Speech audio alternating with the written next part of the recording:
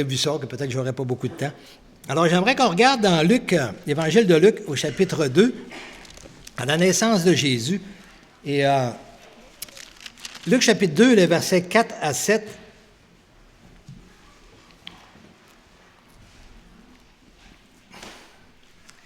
Alors, il est dit, Joseph aussi monta de la Galilée, de la ville de Nazareth, pour se rendre en Judée, dans la ville de David, appelée Bethléem, parce qu'il était de la maison et de la famille de David, afin de se faire inscrire avec Marie, sa fiancée, qui était enceinte.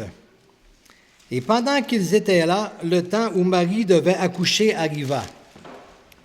Et elle enfanta son fils premier-né, elle l'emmaillota et le coucha dans une crèche, parce qu'il n'y avait pas de place pour eux dans l'hôtellerie.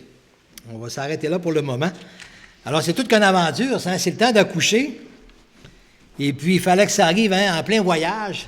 Et humainement parlant, c'est quelque chose, ça, là, de vivre cela. Je pense aux mamans surtout, et de vous imaginer votre premier enfant en plus, tu n'as pas d'expérience, tu n'as pas d'aide. Aujourd'hui, on prend tellement soin de rencontrer le médecin, puis d'être à l'hôpital, d'avoir toute l'aide nécessaire. Mais là, tu es dans une place à l'étranger, tu n'es pas dans ta maison, tu es en voyage, tu n'as pas tes affaires. Et en plus, il n'y a personne qui veut te recevoir. C'est plein partout parce qu'il y avait un grand recensement. Peut-être ceux qui avaient le plus d'argent avaient tout réservé à l'hôtellerie. C'est écrit qu'il n'y avait pas de place pour eux dans l'hôtellerie. C'est-tu parce qu'ils voyaient qu'ils étaient pour accoucher, je ne sais pas. Ou peut-être justement que tout était réservé. Mais imaginez-vous vivre cela, là. Pour aux yeux du monde, ça, c'est vu comme un conte de Noël. Mais c'est quelque chose qui était réellement vécu. Et de se voir comme cela...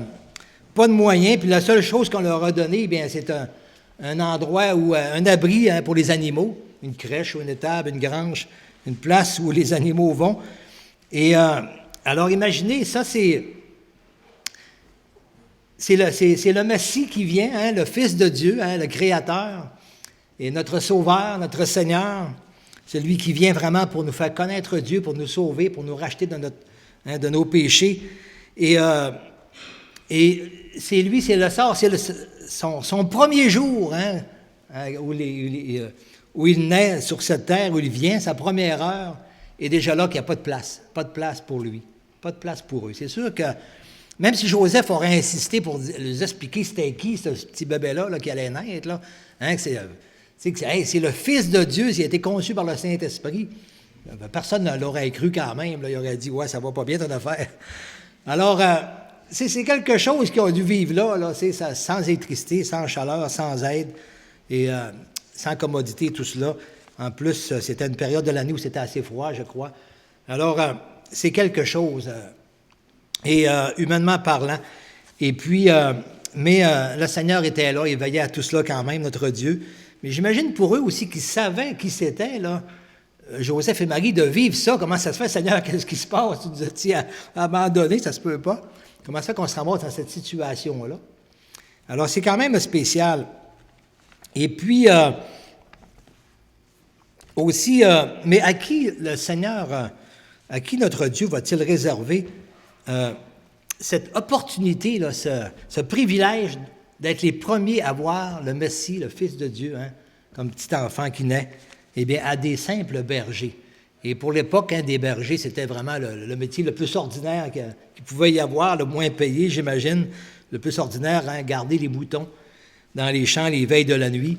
Alors, mais c'est à eux que le Seigneur, notre Dieu, choisit de leur montrer pour la première fois ce petit enfant. Et d'une façon assez extraordinaire, si on continue à lire justement au verset 8, il y avait dans cette même contrée, dans les environs, des bergers qui passaient dans les champs les veilles de la nuit pour garder leurs troupeaux. Et voici, un ange du Seigneur leur apparut, et la gloire du Seigneur resplendit autour d'eux, et ils furent saisis d'une grande frayeur. Mais l'ange leur dit, « Ne craignez point, car je vous annonce une bonne nouvelle, qui sera pour tout le peuple un sujet d'une grande joie. C'est aujourd'hui, dans la ville de David, il vous est né un sauveur, qui est le Christ, le Seigneur. Et voici à quel signe vous le reconnaîtrez. Vous trouverez un enfant emmailloté et couché dans une crèche. Et soudain se joignit à l'ange une multitude de l'armée céleste, louant Dieu et disant « Gloire à Dieu dans les lieux très hauts et paix sur la terre parmi les hommes qui l'agréent. Et lorsque les anges les eurent quittés pour retourner au ciel, les bergers se dirent les uns aux autres, « Allons jusqu'à Bethléem et voyons ce qui est arrivé, ce que le Seigneur nous a fait connaître. » Et ils allèrent en hâte, et ils trouvèrent Marie et Joseph et le petit enfant couché dans la crèche. Alors on voit ces bergers-là qui étaient dans les environs, et c'est à eux que le Seigneur, que Dieu choisit de leur montrer cette gloire-là, et on voit qu'il y a toute une gloire qui a resplendu autour d'eux. Il y a eu cette multitude de l'armée céleste. Ils ont eu droit là, à tout un spectacle. Et sûrement que dans cette nuit, ce qu'ils ont vu là, c'était sûrement la plus belle nuit du monde, probablement qui a pu être donnée à des humains, à des hommes, de vivre et de voir cette gloire de Dieu. Juste nous, on le verra quand on sera dans la présence de Dieu. Mais ici sur terre, là, il n'y a jamais eu de spectacle pareil qui a pu être entendu d'oreilles d'homme. Et c'est à des bergers. Dieu n'a pas. Il aurait pu faire en sorte que ça arrive au temple, devant les sacrificateurs, ou le roi, ou durant une grande fête juive. Mais non, c'est arrivé à ce moment-là. Et ce sont des simples petits bergers à qui Dieu a donné cette grâce-là, pas parce qu'ils méritaient plus que les autres, mais c'est le choix de Dieu de leur montrer ce grand événement extraordinaire. Ils ont pu assister à un immense spectacle de louanges et de chants célestes. Ça devrait être quelque chose d'extraordinaire, vraiment, à voir. Et lorsqu'ils sont allés raconter cela aux autres, les gens étaient vraiment dans l'étonnement. C'est assez dur à croire, votre affaire. Mais, vu que vous êtes plusieurs qui l'avez vu, bien, on le croit, mais c'est quelque chose. Mais ça se raconte quasiment pas, dans le fond. Ils l'ont raconté, mais de vivre cela, ça a dû être extraordinaire. Alors, on voit qu'il n'y avait pas de place pour eux. Et ça commence bien, l'œuvre du Seigneur Jésus. Il n'y a pas de place. Et aujourd'hui, moi, ça me fait penser un peu à l'Église aujourd'hui, ça aussi, où le Seigneur nous confie ce message. Et il est dit qu'on porte comme dans des vases de terre ce trésor précieux. Et à cette époque-là, souvent, les choses précieuses, on mettait souvent ça dans des vases. Et il y avait différentes sortes de vases. Les vases les plus ordinaires, les moins coûteux, ceux qui n'avaient pas d'argent, pour un usage bien ordinaire. On faisait ça avec une terre cuite, comme la poterie, la céramique. Mais lorsque des gens avaient des biens précieux à cacher, là, souvent c'était des vases d'honneur, des vases vraiment spéciaux, faits de métal, de bronze, d'argent ou d'or. Mais nous, on est comme des vases de terre. Et on voit dans 1 Corinthiens, on n'ira pas le voir parce qu'on manque de temps, mais il est dit que, considérez parmi vous, frères, qui avez été appelés, il y a peu de nobles selon ce siècle, mais Dieu a choisi les choses folles du monde, celles qu'on méprise, celles qui sont rien, celles qui sont faibles aux yeux du monde, afin que personne ne se glorifie, mais que toute la gloire revienne à Dieu. Et c'est ainsi aussi que nous avons été appelés, un peu comme ces bergers-là. Et c'est le choix de Dieu. Et parce que l'homme, avec sa sagesse, ne reçoit pas Dieu, très peu vont le recevoir. Il y en a aussi, il n'y a rien d'impossible à Dieu. Dieu touche aussi des personnes de tous les rangs dans la société. Mais en général, celui qui recherche, qui se pense vraiment sage, là, c'est pas lui qui va le découvrir souvent. Son cœur n'est pas porté là, mais la porte est fermée souvent. Et c'est ça, il n'y a pas de place, il y a très peu de place. Aujourd'hui, c'est pas facile aussi. On porte ce trésor dans des vases de terre, ce trésor extraordinaire. Même si on raconte aux gens que hey, moi, je connais le Seigneur. Le Seigneur m'a visité dans mon cœur. Puis il habite en moi, il vit, son esprit est en moi. C'est un trésor extraordinaire, mais c'est pas évident parce que les gens nous regardent de l'extérieur. Ah, t'es bien ordinaire, tout ça, t'es qui, toi? Pour que Dieu, le Créateur, toi, ait visité tout cela. Et souvent, écoute, moi, parle-moi pas de ça, je suis pas intéressé. On voit qu'il n'y a pas de place. Il n'y a pas de place dans le cœur de l'humanité à cause de la nature pécheresse, puis le diable aussi qui fait tout pour aveugler les gens, les tenir dans l'aveuglement, et pour qu'ils ne viennent pas à la lumière. Mais quand même, le Seigneur, lui, ne s'est pas découragé de ce rejet-là. Il a continué son œuvre, comme il est écrit dans Ésaïe 42, « Mon serviteur ne se découragera pas, ne se relâchera pas jusqu'au temps qu'il a établi sa justice et son salut jusqu'aux extrémités de la terre. » Alors, le Seigneur ne s'est pas découragé. Et puis, Et le Seigneur continue son œuvre. Et j'aimerais qu'on lise quand même un petit passage. Je pense que je ne l'avais pas mis, Gilles, dans tes notes, mais c'est dans... un petit peu. OK. Dans l'Évangile de Luc, au chapitre 14, ça nous parle de la parabole des conviés. Luc 14, les versets 15 à 24.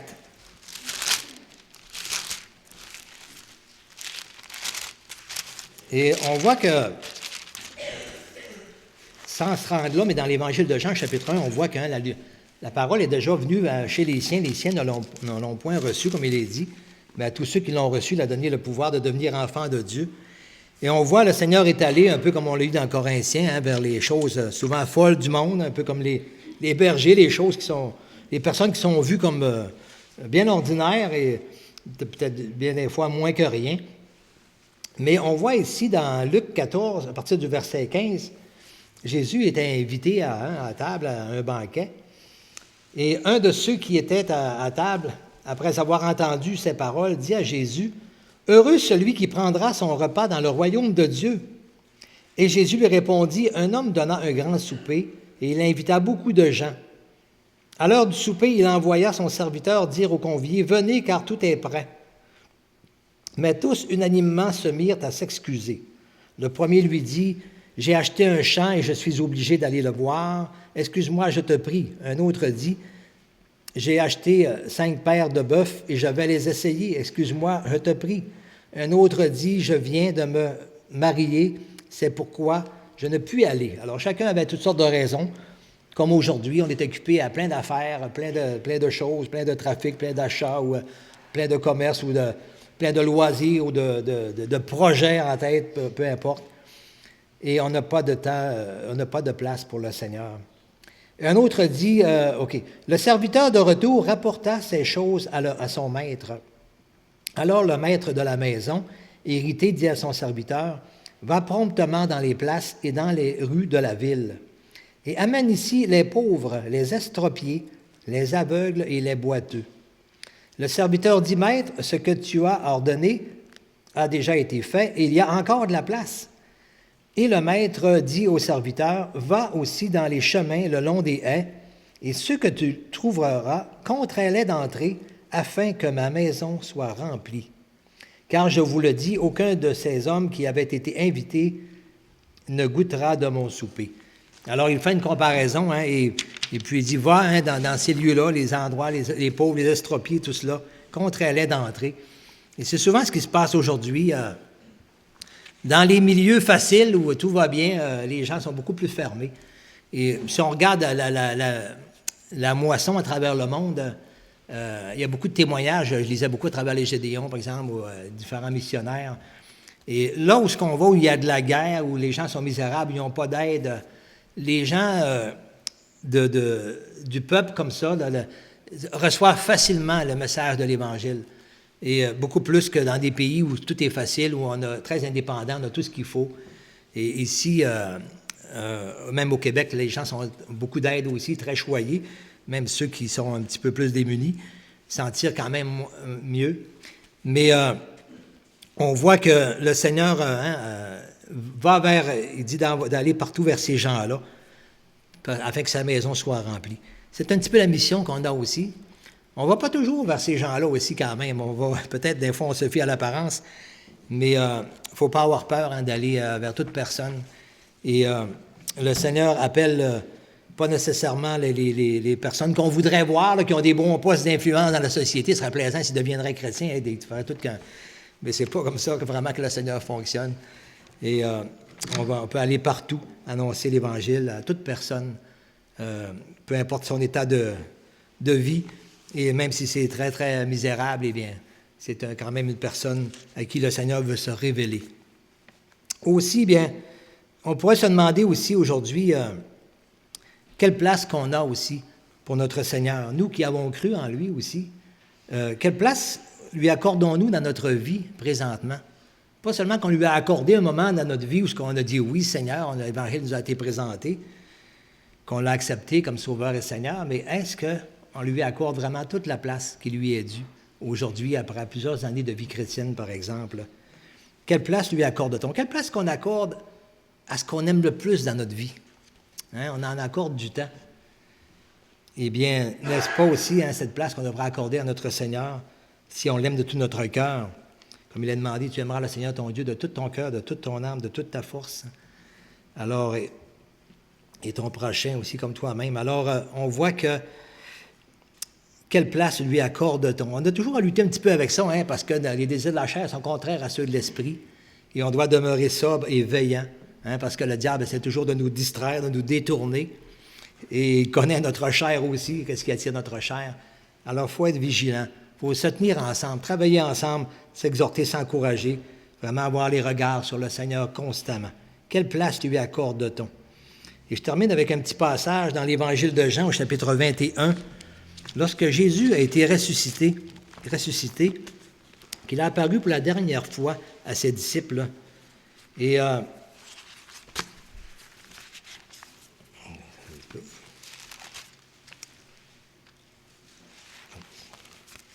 OK, c'est ici. Jean, au chapitre 21, à partir du verset 15, on voit que Jésus avait préparé les petits poissons, tout cela au bord de l'eau.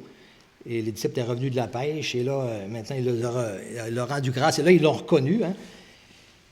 Et puis, après qu'ils eurent mangé, Jésus dit à Simon-Pierre, « Simon, fils de Jonas, m'aimes-tu plus que même ceux-ci? » Il lui répondit, « Oui, Seigneur, tu sais que je t'aime. » Jésus lui dit, « Paie mes agneaux. » Il lui dit encore une seconde fois, puis une troisième fois, « M'aimes-tu vraiment? » Et ce que j'aimerais porter votre attention là-dessus, c'est que le Seigneur ne s'est pas adressé à tous ses disciples ensemble. Il leur a dit, « Est-ce que vous m'aimez? Est-ce que vous êtes prêts? Qu'est-ce que vous êtes prêts à faire pour moi si vous m'aimez? » Et je pense qu'à la mesure de ce qu'on aime Dieu, de la place qu'on lui fait, c'est à cette mesure-là aussi qu'on va le servir, qu'on va s'occuper des choses du royaume.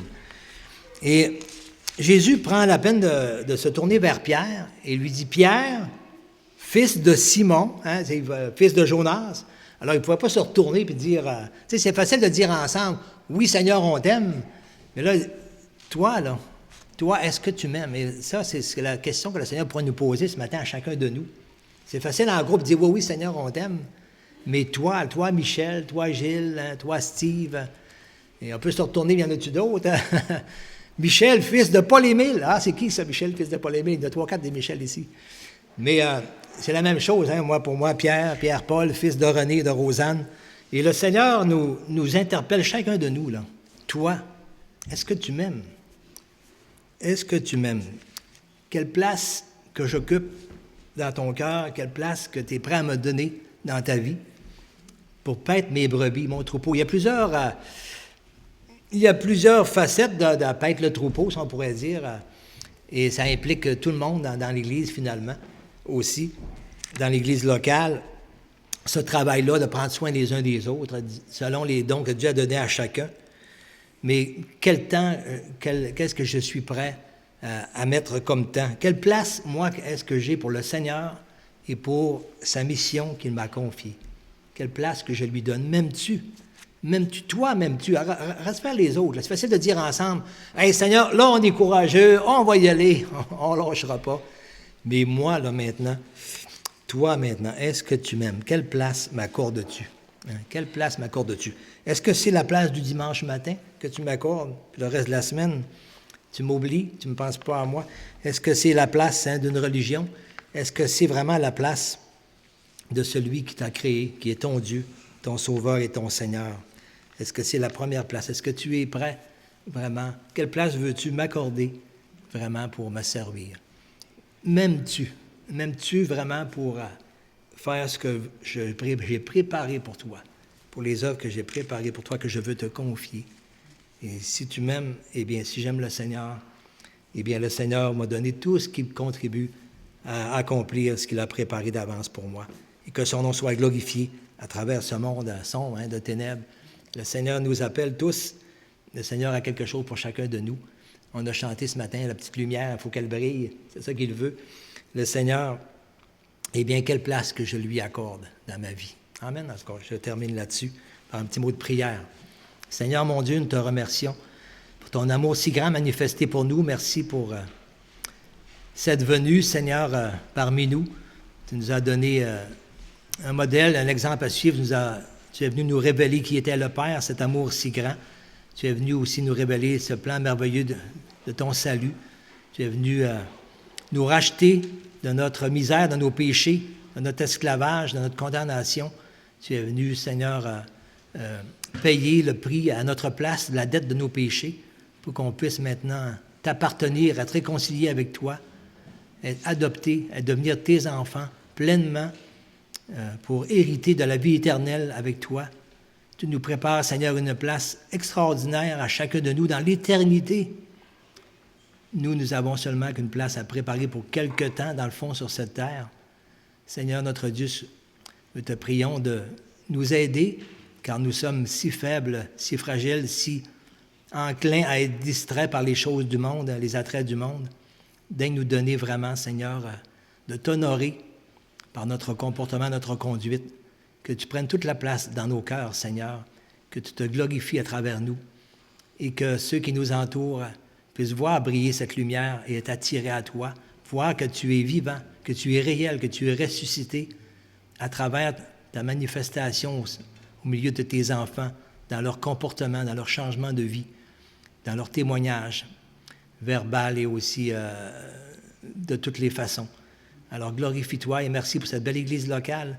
Glorifie-toi dans nos vies et que nous puissions profiter de cette période aussi du temps de Noël aussi pour essayer de partager autour de nous ce que tu as fait, ce que tu es venu faire, Seigneur notre Dieu. Que tout cela n'est pas un conte de Noël, mais que tout cela est vraiment la réalité. Au nom de Jésus, je te remercie. Amen.